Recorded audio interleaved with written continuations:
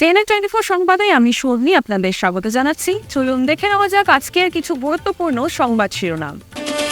উদারবন্দ কেন্দ্রে বহিরাগত প্রার্থীদের টিকিট না দেওয়ার আহ্বান 11 জন প্রার্থী প্রত্যাশীর। পালংঘাটে ভ্যান ও ইলেকট্রিক অটো সংঘর্ষ, অল্পের জন্য প্রাণ বাঁচল অটো চালক ও যাত্রী।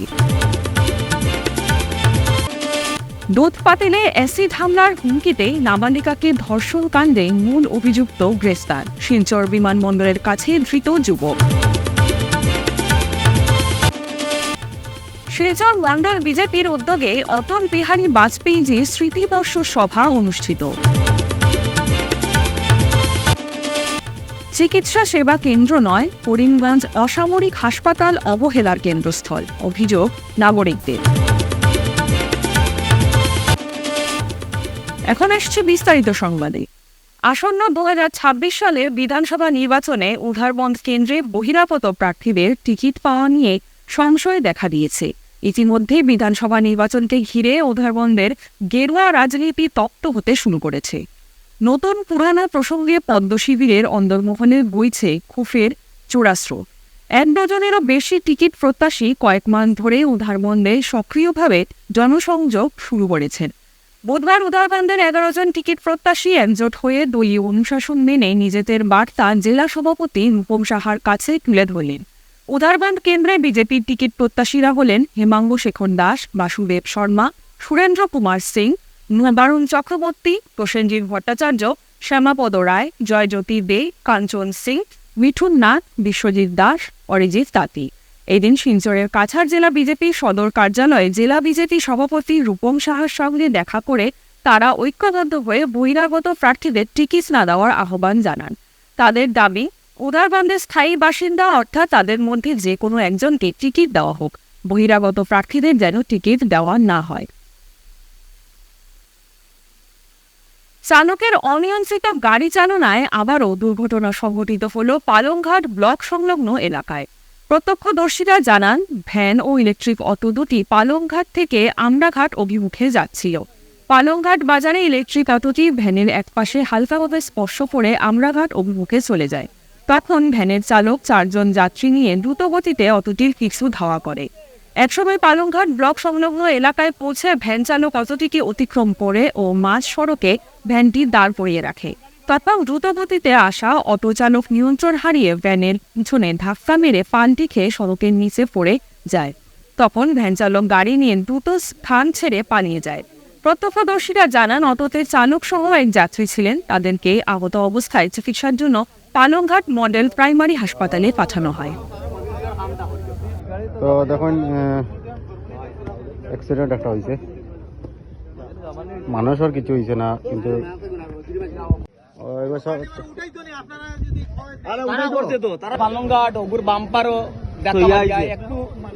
পালংঘাট ধাক্কা মারি আইছে, পালংঘাট থেকে ব্যানও আসলো মনে হয় 4-5 জন মানুষ, আর ওখানেও আসলো একজন প্যাসেঞ্জার থাকাকালীন কিতা করছে ও গাড়িয়ে আর তো মানে কোন দিক থেকে আরিব এই পালংঘাট দিক থেকে আর ও গাড়িও বেন আর পালংঘাট দিক থেকে মানে দটা পালংঘাট থেকে পালংঘাট থেকে ও গাড়িয়ে ওটারে কিতা করছে সামনে আইয়া স্পিডে আর তো সামনে আইয়া ব্রেক মারি মেইন রাস্তা খাড়া করে দিয়েছে।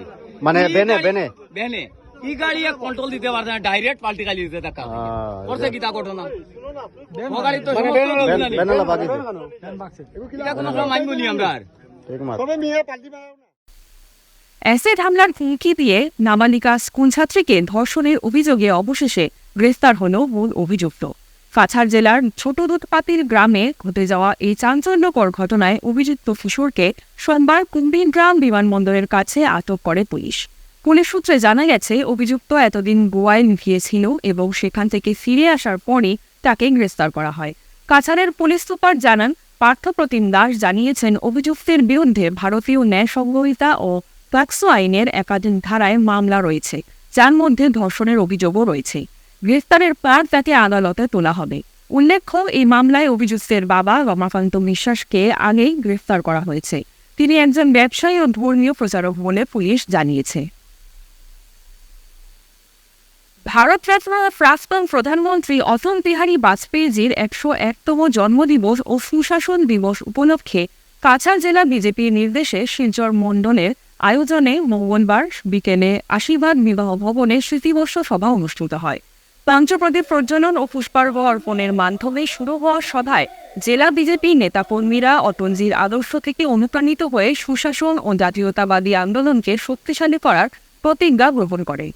জেলা বিজেপির উপসভাপতি সঞ্জয় ঠাকুর স্বাগতি জানিয়ে বলেন, অটলজি 9 বার লোকসভা ও 2 বার রাজ্যসভায় নির্বাচিত হয়ে রেকর্ড করেন এবং প্রধানমন্ত্রী, বিদেশমন্ত্রী সহ ভারতের অভ্যন্তরীণ বিদেশ নীতিতে সক্রিয় ভূমিকা পালন করে।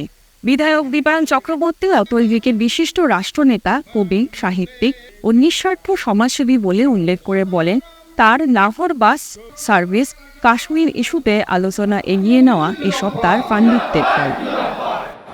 শুধু মধ্যে 1984 ইংরেজিতে উনি ইলেকশনে হেরে গিয়েছিলেন, সেটা বাদ দিলে 9 বার উনি সংসদে নির্বাচিত হয়েছেন। আর জনতা পার্টির সময় আমরা জানি যে উনি এক্সটার্নাল মিনিস্টার হিসাবে দায়িত্ব নিয়ে কাজ করেছেন 1977 থেকে 1979 পর্যন্ত। এই এক্সটার্নাল মিনিস্টার থাকা অবস্থায়, একজন বিদেশমন্ত্রী থাকা অবস্থায় ভারতবর্ষের রাজনৈতিক তখন যে পরিস্থিতি ছিল, ভারতবর্ষের রাজনৈতিক যারা ব্যক্তিত্ব ছিলেন তখন অটলজির নেতৃত্ব তারা দেখেছেন। আর অটলজি তখন থেকে প্রশংসিত হয়েছিলেন, আর গোটা জীবন তার জনপ্রিয়তা ধীরে ধীরে বৃদ্ধি পেয়েছিল। সেটা ছিল অটল বিহারী বাজপেয়ী একজন দক্ষ প্রশাসন কি করে গড়তে হয়, তার জন্য নৈতিকতা, মানবিকতা ও সাংবিধানিক মূল্যবোধের মাধ্যম সমন্বয় রেখে আর সুশাসন যাতে দেওয়া যায় তার জন্য কাজ শুরু করেছিলেন। চিকিৎসা সেবা কেন্দ্র যেন নয়, করিমগঞ্জ অসামরিক হাসপাতাল বর্তমানে হয়ে গেছে অবহেলার কেন্দ্রস্থল। দেখুন সবিশেষ। হয়তো কোনো দুর্ঘটনাগ্রস্ত রোগী বা অন্য দিক দিয়ে আক্রান্ত রোগীদের হাসপাতালে নিয়ে আনা হলে রোগীর সঠিক শুশ্রূষার পরিবর্তে প্রবল ঘানি টানতে হয় রোগীর পরিবারদের। সঠিক চিকিৎসা করতে যখন চিকিৎসকেরা ব্যর্থ হন, ঠিক শেষ মুহূর্তে নিজের দায় এড়াতে শিলচর মেডিকেল কলেজে পাঠিয়ে দেন যাতে তারা দোষের ভাগিদার না হন। ফের হুবহু ঘটনা সংঘটিত হল শহর শ্রীভূমির একমাত্র স্বাস্থ্য কেন্দ্র। দুর্ঘটনায় আহত হওয়া একজন যুবককে চিকিৎসালয়ে আনা হলে এবং একসময় অতিরিক্ত মাত্রায় রক্তক্ষরণ হতে থাকে তার। কিন্তু কোথায় চিকিৎসক? রোগীর সঠিক চিকিৎসা করবেন তা নয়, প্রকৃত চিকিৎসার অভাব তথা রোগীর পরিবারদের সঙ্গে চিকিৎসকের অভব্য আচরণ। একসময় চিকিৎসালয়ে উত্তপ্ত পরিস্থিতির সৃষ্টি হয়। একসময় সংকটজনক অবস্থায় থাকা রোগীকে শিলচর মেডিকেল কলেজে প্রেরণ করা হয়। রোগীকে শিলচর মেডিকেল কলেজে পাঠিয়ে দেওয়া হয়। এই পরিস্থিতিতে মধ্য সড়কে রোগীর অবস্থা আরও বেগতিক হয়। তাহলে তার দায়ভার কে নেবে? যদি শ্রীভূমি চিকিৎসা সেবা কেন্দ্রে এসে সঠিক চিকিৎসা পরিষেবাই না পায় কোনো রোগী, তাহলে চিকিৎসা কেন্দ্র থাকার প্রয়োজনীয়তা রয়েছে কিনা, এমনটাই প্রশ্ন সচেতন মহলের। তারে অন্য পরীক্ষা তারা পাঠা নিয়েছে লোকে আমরা বাইক নিয়ে আইসে আবার পরীক্ষা কোনো ডাক্তার নেই, ডাক্তার আমরা পাইছি না, প্রথমত কোনো ডাক্তার আমরা পাইছি না। ঠিক আছে, ডাক্তার না পাওয়ার কারণে বেসিংয়ে পাঠা নিয়েছে, বেসিংয়ে যাওয়ার পর তার ব্লিডিং বন্ধ হল না, ওরা বলে হসপিটালে যাইতে লাগবে। ঠিক আছে, হসপিটালে আমরা যাইনি, কিন্তু একটা স্ট্রেচার তো লাগবে না, স্ট্রেচারটা লাগবে তো। ও স্ট্রেচার নিয়ে ইস্যুটা উঠছে এখানে। এই স্ট্রেচার নিয়ে স্ট্রেচার নাই কিনা সিভিল হসপিটালের মধ্যে, এত বড় ডিস্ট্রিক্ট একটা হসপিটাল, এত বড় হসপিটাল থাকতে লাগে। আজকে আমরা যদি মেইন টাউনের মানুষ যদি এই ধরনের ফেসিলিটিগুলো না যদি পাই, যদি আমরা গ্রামের মানুষগুলো কী ধরনের ভুক্তভোগী ওর, এখন আমরা এই জিনিসটা ফিলিং আর কি না, হ্যাঁ আমরা নিজেরা এই ফেসিলিটিগুলো পাইয়ে না। কিন্তু মানুষ বলতেই তো মানুষ নেই। একটা মানুষ অ্যাক্সিডেন্ট হয়ে গেছে, তার এই ধরনের তার ব্লিডিং এখানে করিমগঞ্জে বন্ধ হন না। আর আমরা করিমগঞ্জে এই কী কারণে নাই এই ফেসিলিটিগুলা, এখন সার্জারি সার্কেল যেটা আছে এটা বন্ধ হয়ে বই দিছে। যেরকম পেশেন্ট নিছো ওরকম লইয়া যাও, আর ডাক্তার উঠিয়া মাইল পেশেন্ট মাইল করার লাগে রেডি গেছে, তো ডাক্তার মাইল করার লাগে উঠিয়ে দিছে। ও তো ভিডিও দেখো, ডাক্তার উঠছে মাইল করার লাগে, মানে এটা মাইলও জায়গা স্কুল খুলিয়া তাই মাইল করার লাগে তাই উঠে দাঁড়াই গেছিল। এটা মাইল করার লাগে রেডি ডাক্তার, এটা একটা যুক্তিগত সিস্টেম হইল তাই ডাক্তার। এটা তানোর বিরুদ্ধে পুরাপুরি প্রতিবাদ করা হোক। টাইমকে পেশেন্টের নাম কি? চমক পাল চমকজিৎ পাল। চমকজিৎ পাল, এ বাসা হলো গাটলাইন বাসা। সমাজকে বিষবাষ্প করে তুলছে নাকি নিষিদ্ধ মাদক দ্রব্যকারীরা? সবার মনের মধ্যে এমনটাই প্রশ্ন ঘুরপাক খাচ্ছে বর্তমানে, কিন্তু সদুত্তর দিচ্ছে পুলিশ। কোনো ড্রাগসখোরদের রেহাই নয় পুলিশের নিত্য অভিযানে তা প্রমাণিত হচ্ছে। যত্রতত্র অভিযান চালিয়ে ড্রাগস কারবারিদের জালে পুরতে সক্ষম হচ্ছে। দেখুন সবিশেষ। ফের নিলামবাজার পুলিশ সাফল্য পেল ড্রাগস বিরোধী অভিযান চালিয়ে। গোপন সূত্র মারফত খবরের ভিত্তিতে নিলামবাজার থানার এক বিশেষ দল শ্রীকৃষ্ণনগর কলোনি সংলগ্ন বিশেষভাবে নজরদারি রাখলে অসম ত্রিপুরা জাতীয় সড়কে এক স্কুটি সন্দেহ হওয়াতে তল্লাশি চালাতে তাতে 4টি সাবানের বক্সে লুকিয়ে রাখা মোট 46 গ্রাম হেরোইন বাজেয়াপ্ত করে পুলিশ। পাশাপাশি আব্দুল্লাহ চৌধুরী নামে এক ব্যক্তিকে আটক করা হয়। পুলিশ তার বিরুদ্ধে যথোপযুক্ত ব্যবস্থা গ্রহণ করেছে।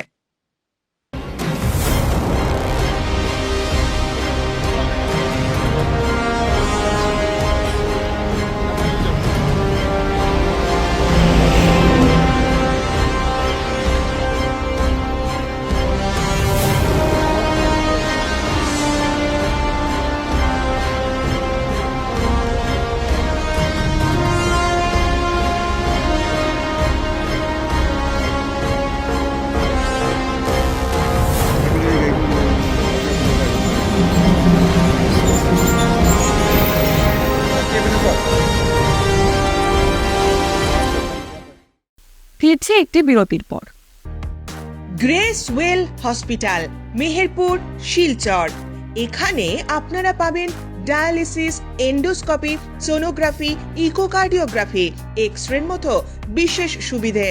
উন্নত মানের ডাক্তারি পরিষেবার পাশাপাশি পাবেন আইসিইউ, এনআইসিইউ, ইনডোর, আউটডোর এবং যে কোনো রকম সার্জারি অত্যন্ত সুলভ মূল্যে এবং অত্যাধুনিক মানের।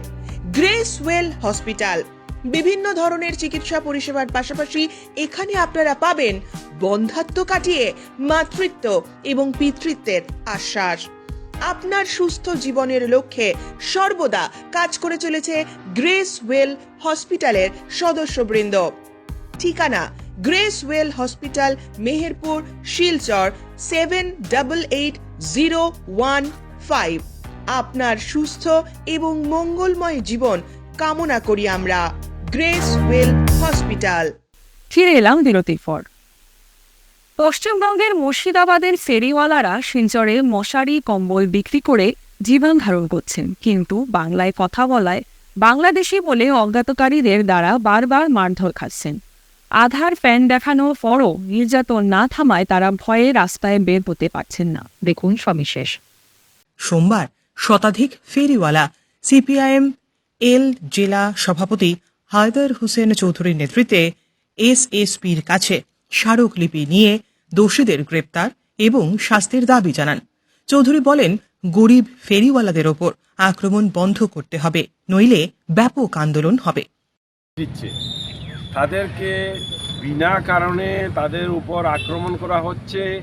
সেই আক্রমণের বিরুদ্ধে আজকে আমরা AICCTU all India central council of trade ইউনিয়নের পক্ষ থেকে আমরা একটা মেমোরেন্ডাম দিতে যাচ্ছি senior superintendent of police Cachar. ওনাকে আমরা বলে দিচ্ছি, আর আমাদের সবের বৈধ কাগজপত্র ওনার কাছে আমরা 1 কপি দেওয়ার জন্য আমরা যাচ্ছি, যাতে যাদের উপর এইভাবে আক্রমণ হচ্ছে, কারা করছে, এই দুষ্কৃতিকারীদেরকে তর্জন্তক্রমে ওদেরকে সাজা দেওয়া হোক। কারণ যাদেরকে বলা হচ্ছে বাংলাদেশি, তারা কিন্তু ভারতের নাগরিক।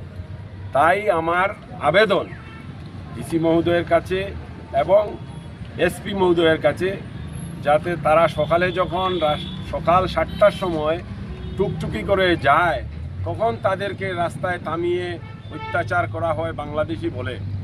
এইসব যদি বন্ধ না হয় তাহলে দেশ শান্তিতে থাকবে না, কাছাড়ে অশান্তির সৃষ্টি হচ্ছে। এগুলা বন্ধ করার জন্য আমি আপিল করছি প্রশাসনের কাছে। এক ফেরিওয়ালা বলেন, পেটের ভাতের জন্য এসেছি, বাংলায় কথা বললেই কেন মার? ঘটনাগুলো শিলচরের বড় রাস্তায় ঘটছে, যা আঞ্চলিক বৈষম্য এবং অভিবাসী শ্রমিকদের নিরাপত্তার প্রশ্ন তুলছে বারবার। আমি কালকে ফেরি গিয়েছিলাম, ফেরিতে গিয়ে দেখি আমাদের ফেরিওয়ালার কিছু শ্রমিককে রাস্তায় কিছু পয়েন্টে আটকে রাখে এবং মারধর করে, বলে তোরা বাংলাদেশি। প্রথমত ডকুমেন্টস দেখতে চাই, তারপর মারধর আরম্ভ করে। আমাদের ডকুমেন্টস আছে ভারতীয় লিগাল ডকুমেন্টস, আধার কার্ড বলেন, প্যান কার্ড বলেন, সব থাকা সত্ত্বেও মারিক মারা করছে। এখন তোমরা আমরা চাইছি এটা প্রশাসনের দৃষ্টি আকর্ষণ করে বলতে চাই, এই ব্যাপারটা আপনারা খতিয়ে দেখুন। আমরা শ্রমিক মানুষ, আমরা এইভাবে শুধু আসাম বলে নাই, পুরো ভারতবর্ষে পুরো রাজ্যে আমাদের কিছু না কিছু মানুষ খেটে খাওয়া শ্রমিক, তারা পেটের দায়ে এসে ব্যবসা বাণিজ্য কেউ যে যার কর্ম করে, তার সত্ত্বেও এই যে মারিক মারা, তাই আমরা আসাম রাজ্যের কাছাড় ডিস্ট্রিক্টের এমএলএ মন্ত্রী এবং মাননীয় মুখ্যমন্ত্রীকে দৃষ্টি আকর্ষণ করে বলতে চাই যে আমাদের একটা সুব্যবস্থা করবেন। পশ্চিম কাটিগড়ার সীমান্তবর্তী কুশিয়ারকুই বাজারের তেমাথায় সর্বভারতীয় তৃণমূল কংগ্রেসের যোগদান কর্মসূচি ও প্রকাশ্য সভা অনুষ্ঠিত হয়। এতে উপস্থিত ছিলেন তৃণমূল কংগ্রেস নেত্রী সাংসদ সুস্মিতা দে। আজ বিকাল আনুমানিক 2টায় আয়োজিত বিশাল জনসভায় ফালাইন কাটিগড়া উভয় ব্লকের আওতায় থাকা বিভিন্ন স্থানের প্রায় 400 জন লোক কংগ্রেস, বিজেপি ও এআইডিএফ দল ত্যাগ করে তৃণমূল কংগ্রেসে যোগদান করে। বিশেষ করে দলে যোগদানকারীর মধ্যে রয়েছেন কাটিগড়ার কৃতি সন্তান অবসরপ্রাপ্ত এসিএস বিষয়া ফজলুর রহমান লস্কর সহ অন্যরা। নবাগতদের হাতে দলের সদস্যশিপ আনুষ্ঠানিকভাবে তুলে দেন তৃণমূল নেত্রী সাংসদ সুস্মিতা দেব সহ অন্যান্যরা। পরে প্রকাশ্য সভায় বক্তব্য রাখতে গিয়ে সাংসদ সুস্মিতা দেব বলেন, এফআর লস্কর সাহেবকে স্বাগতম জানাচ্ছি। সর্বভারতীয় তৃণমূল কংগ্রেসে যোগদান করেছেন এবং কাটিগড়ার ভূমিপুত্র হিসাবে ওনার অনেক সুনাম রয়েছে। উনি প্রথমে যখন আমার কাছে প্রায় 6 মাস আগে আসলেন, উনি বললেন যে কাটিগড়াতে আমি তৃণমূল কংগ্রেসের সংগঠনটা শক্তিশালী করতে চাই এবং মমতা বন্দ্যোপাধ্যায়ের নেতৃত্ব নেতৃত্বতে প্রেরণা পেয়ে আমি তৃণমূল কংগ্রেসে জয়েন করব। আমি ওনাকে ওয়েলকাম করেছি এবং আজকে উনি প্রায় 400-500 মানুষকে জয়েনিং করেছেন। আগামী দিনে মন্ডল ওয়াইজ আমরা আরও জয়েনিং করাবো এবং কাটিগড়াতে আমরা প্রার্থী দিব।